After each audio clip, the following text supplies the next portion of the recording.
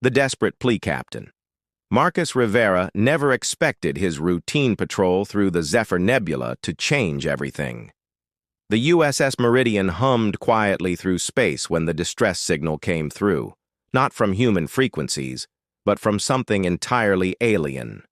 His communications officer, Lieutenant Jake Morrison, looked up with confusion. "Captain, we're receiving a transmission. It's not using any standard protocols." Marcus leaned forward in his command chair. "Put it through." The view screen flickered, revealing a being unlike anything they'd encountered. She was tall and graceful, with luminescent blue skin that seemed to pulse with her emotions. Her large, amber eyes were filled with tears, and she clutched something small to her chest. "Please," she whispered, her voice breaking through the universal translator. "My child is dying. The poison spreads through her blood. Only your medicine can save her." Dr. Nathan Cross, the ship's chief medical officer, stepped forward. He'd heard rumors of human medical technology being sought after by various alien species. But this was different. This was raw desperation. "I am Kira of the Luminari," the alien mother continued. "Our healers have failed. The toxic spores from the dead world of Nexus have infected her lungs. She has hours, perhaps less." Marcus felt his crew's eyes on him. First contact protocols demanded caution, but the mother's anguish transcended species barriers. "Dr. Cross, what do you think?" Nathan studied the readings coming through their sensors. "The child's biosignature is fading fast. Whatever's attacking her system is aggressive, but I might be able to help." Kira's voice cracked as she made her final plea. "Save my baby, human, and I'll be yours forever. I'll serve your people. Share our knowledge, anything you ask. Just please, don't let her die." Marcus looked at his crew, good people who'd signed up to explore the stars and help where they could. "Navigation. Set course for the Luminari vessel. Medical team, prepare for emergency treatment of an unknown species." As the Meridian approached the sleek, crystalline ship, Marcus couldn't shake the feeling that this moment would reshape everything. They knew about humanity's place in the galaxy. The responsibility was enormous. One child's life hung in the balance, but so did the future relationship between two species. "Distance closing, Captain," announced Navigation Officer Emma Torres. "Their ship is beautiful, but I'm reading massive structural damage. They've been through something terrible." Through the view screen, they could see Kira still holding her child, hope and fear warring in her alien features. The weight of the moment settled on Marcus's shoulders like a mantle. This wasn't just about saving one life, it was about proving what humanity was capable of when faced with another's suffering. The universe held its breath as two ships drew closer in the vast darkness of space. Against all odds, Doctor. Nathan Cross had seen many impossible cases in his 20-year career, but nothing like this. The Luminari child, named Zara, lay on his medical table, her translucent skin flickering between blue and pale gray. Every breath was a struggle, and her vital signs painted a grim picture. "The toxin is unlike anything in our database," Nathan muttered to his assistant, Nurse Kelly Richmond. "It's attacking her respiratory system while simultaneously breaking down her cellular structure." Captain Rivera stood nearby, watching the desperate mother pace outside the medical bay. Kira had barely left her daughter's side since beaming aboard, and her emotional state was affecting the ship's empathic crew members. "How long do we have, Doc?" Marcus asked quietly. 6 hours, maybe 8 if we're lucky." Nathan's hands worked quickly over the diagnostic equipment. "The problem is, I don't fully understand Luminari physiology. One wrong move could kill her. Faster." That's when Chief Science Officer Dr. Lisa Park stepped in. "Captain, I've been analyzing the data from their ship.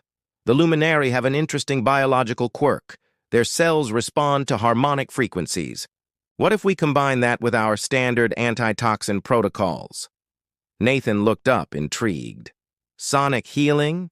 It's theoretical for humans, but for a species that naturally resonates, it could work, Lisa continued.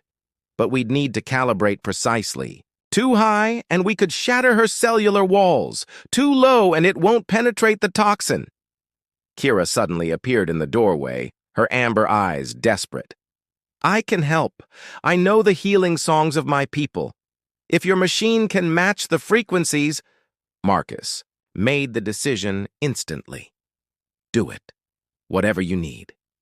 The next 4 hours were a testament to human ingenuity and alien wisdom working together. Nathan combined Earth's most advanced medical techniques with luminary healing knowledge, while Lisa programmed harmonic frequencies that had never been attempted before. Kira sang, a hauntingly beautiful melody that seemed to make the very air vibrate. The medical bay filled with an otherworldly harmony as human technology synchronized with alien tradition. It's working, Nathan breathed, watching as Zara's cellular regeneration began to accelerate. The toxin is breaking down, and her immune system is responding. But just as hope began to bloom, alarms started blaring throughout the ship. On the bridge, Tactical Officer Commander Ryan Steele's voice crackled through the comm system. Captain, we've got company. 3 Nexari warships just dropped out of hyperspace. They're the ones who poisoned the luminary homeworld. Marcus felt his blood run cold. The Nexari were known as ruthless conquerors who used biological warfare to weaken their enemies before striking. If they were here, it meant they'd followed Kira to finish what they started. They must have tracked our ship, Kira said, her song faltering. They want to ensure no luminary survives to tell others of their crimes. Not on my watch, Marcus growled. Ryan, battle stations. We protect this child and her mother no matter. What? As the Meridian prepared for battle, Nathan continued working frantically. Zara's condition was improving, but she needed more time. The question was, could humanity hold off 3 warships long enough for their healing miracle to take hold? The stakes had just become infinitely higher. They weren't just fighting for one life, but for justice itself. The battle for tomorrow. The USS Meridian shuddered as the first Nexari plasma bolts struck their shields. Captain Marcus Rivera gripped his command chair, watching 3 enemy warships converge on their position like hungry predators. Shields down. To 80%, reported Commander Ryan Steele from Tactical. They're using some kind of bioweapon-enhanced weaponry. Each hit is draining our power faster than normal. In the medical bay, Dr. Nathan Cross continued his desperate work. Zara's condition had stabilized, but she needed another hour of treatment to fully recover. The harmonic healing was working, but the ship's constant shaking threatened to disrupt the delicate frequency calibrations. Nathan, Captain Rivera's voice came through the comm. How much more time do you need? 45 minutes minimum, Nathan replied, adjusting the sonic resonators as another impact rocked the ship. If we lose power to the medical bay, she dies. Kira knelt beside her daughter, continuing her haunting song despite the chaos around them. Her voice never wavered, even as explosions echoed through the corridors. The strength of a mother's love transcended species. On the bridge, Lieutenant Jake Morrison turned from his communications console. Captain, I'm picking up something interesting. The Nexari aren't just trying to destroy us. They're trying to board us. They want Kira and her daughter alive. Marcus's eyes narrowed. Why would they want prisoners? The answer came from Chief, Science Officer Dr. Lisa Park, who'd been analyzing enemy transmissions. Captain, I think I know why the Nexari poisoned the Luminari homeworld. The Luminari's harmonic abilities aren't just for healing. They can be weaponized. If the Nexari can control them, they'd have living weapons, Marcus finished grimly. Living beings who could sing entire planets into submission. The tactical situation was deteriorating rapidly. The Meridian was outgunned 3-1, and their shields were failing. But Marcus had an idea, a desperate gambit that could save them all or destroy everything. Ryan, I need you to reroute all weapon power to the shield generators. We're not fighting our way out of this one. Sir? Ryan looked confused. That'll leave us defenseless. No, Marcus smiled grimly. It'll make us something else entirely. Lisa, can you amplify Kira's healing song through the ship's communication array? Lisa's eyes widened as she understood. You want to use the entire ship as a resonance chamber, broadcast the healing frequency at maximum power.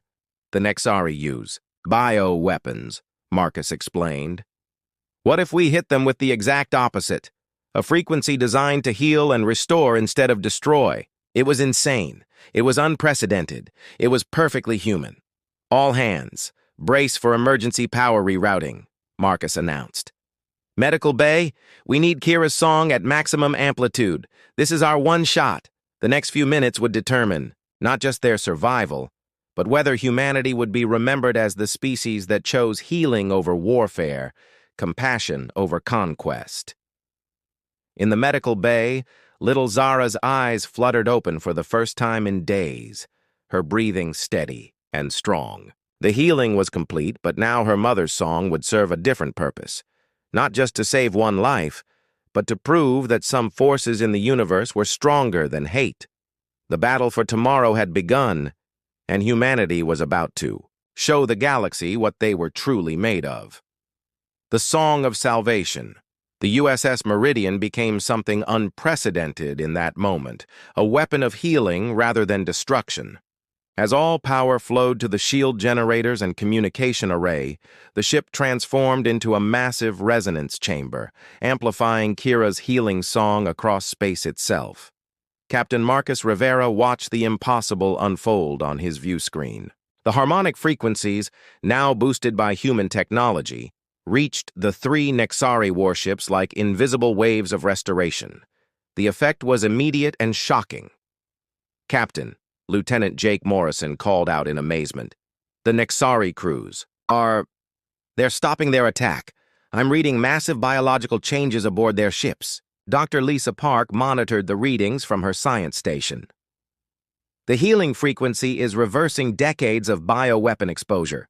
The Nexari crews have been poisoning themselves with their own weapons for so long, they'd forgotten what it felt like to be healthy. On the lead Nexari vessel, Commander Vex clutched his chest as something extraordinary happened. For the first time in 20 years, he could breathe without pain. The constant burning in his lungs, a side effect of handling bioweapons, was fading away. Around him, his crew experienced the same miraculous healing. What is this sensation? His lieutenant gasped, staring at his hands as infected wounds began to close. Commander Vex knew exactly what it was. It was mercy. Something the Nexari had forgotten existed in the universe. Back on the Meridian, Kira continued her song with renewed strength. Her daughter Zara sat up on the medical table, adding her young voice to her mother's. The combined harmonic resonance of 2 generations created a frequency so pure, so healing, that it reached across space like a blessing. Sir, Communications Officer Morrison reported, we're receiving a transmission from the Nexari flagship. The view screen flickered, revealing Commander Vex. His appearance was startling. Instead of the diseased, scarred warrior they expected, they saw a being restored to health, his eyes clear and bright. Human Captain, Vex spoke, his voice trembling with emotion. What have you done to us? Marcus stepped forward. We've shown you what healing looks like, Commander. What your own people could become if you chose restoration over destruction. Vex was quiet for a long moment, then spoke again. For generations, my people have known only warfare and poison. We forgot. We forgot that there was another way. He paused, struggling with unfamiliar emotions. The Luminari world. We can provide the antidote. We can heal what we destroyed. Dr. Nathan Cross joined the conversation. Commander, this healing frequency can be replicated. Your people don't have to live in pain anymore, but you have to choose to stop poisoning others. The transformation wasn't just physical, it was spiritual. The Nexari crews, feeling truly healthy for the first time in decades, began to understand the horror of what they'd been doing to other worlds. The healing song hadn't just restored their bodies, it had awakened their conscience. Captain Rivera. Commander Vex said formally, "I surrender my fleet to your custody. We wish to make amends for our crimes. The Luminary taught us something today that we thought was myth, that there are forces stronger than weapons." Kira stepped onto the bridge, carrying young Zara in her arms. The child was completely healed, her skin glowing with vibrant health. She looked at the Nexari commander with curious, unafraid eyes. "The song of my people is not just for healing bodies," Kira said gently. "It heals hearts, minds, and souls. Today, you heard what the universe sounds like when it chooses love over fear." As the former enemies worked together to plan the restoration of the Luminary homeworld, Marcus realized they'd witnessed something extraordinary. Humanity hadn't won through superior firepower or tactical brilliance. They'd won by choosing to amplify another species' gift of healing rather than adding to the galaxy's suffering. The song of salvation would echo through space for generations to come. The promise fulfilled. 3 months later, the restored luminary homeworld of Lirale bloomed with new life. Where once poisoned soil had cracked under toxic skies, crystal spires now rose toward clean air, their surfaces singing with harmonic frequencies that promoted growth and healing across the entire planet. Captain Marcus Rivera stood in the central plaza of New Harmony City, watching human engineers work alongside luminary builders and reformed Nexari bio-specialists. The cooperation between the three species had created something unprecedented, a world where healing technology and harmonic architecture created a paradise of restoration. Dr. Nathan Cross approached, carrying his medical tricorder and wearing a smile that hadn't left his face in weeks. "Marcus, you need to see the latest reports. The healing frequencies we've established here aren't just helping the Luminary. They're accelerating crop growth, purifying water sources, and even helping the local wildlife recover from decades of toxin exposure." "And the Nexari?" Marcus asked, watching a group of former warriors carefully tending to young Luminary children in a nearby garden. "Complete rehabilitation," Nathan reported. "Commander Vex tells me his people are calling this the Great Healing. They're requesting permission to establish similar restoration colonies on worlds they previously damaged." Across the plaza, little Zara ran toward them, her laughter ringing like music through the air. At 5 years old, she'd become something of a legend, the child whose near death had sparked an alliance between 3 species. She hugged Marcus's legs with the easy affection of a child who knew no strangers. "Uncle Marcus," she called out in perfect English, having learned human languages with the quick adaptability of youth. "Mama says you're leaving soon, but you'll come back, right?" Marcus knelt to her level, his heart warm. "Of course, little one. This is home now, too." Kira approached, radiant in her flowing robes that seemed to capture and reflect the harmonic light of the city. In the months since their first meeting, she'd become not just an ally, but a bridge between species, teaching humans and Nexari alike the deeper mysteries of harmonic healing. "The Council has made their decision," she announced, her amber eyes bright with emotion. "The Luminari wish to join the Human Federation as equal partners. We offer our knowledge of bioharmonics, our healing songs, and our commitment to restoration." Dr. Lisa Park stepped forward from where she'd been calibrating a new resonance spire. "Kira, the applications are extraordinary. We could heal damaged ecosystems across the galaxy, restore poisoned worlds, even develop new medical treatments that combine human science with luminary harmony." Commander Vex, barely recognizable from the diseased warrior they'd first encountered, joined the group. His Nexari crew had been transformed into master bio-restorers, using their knowledge of toxins in reverse to create powerful healing compounds. "Captain Rivera," Vex said formally. My people also request to join this alliance. We wish to spend the rest of our existence undoing the damage we've caused. The Nexari offer themselves as guardians of restoration, protectors of those who heal rather than destroyers of those who differ.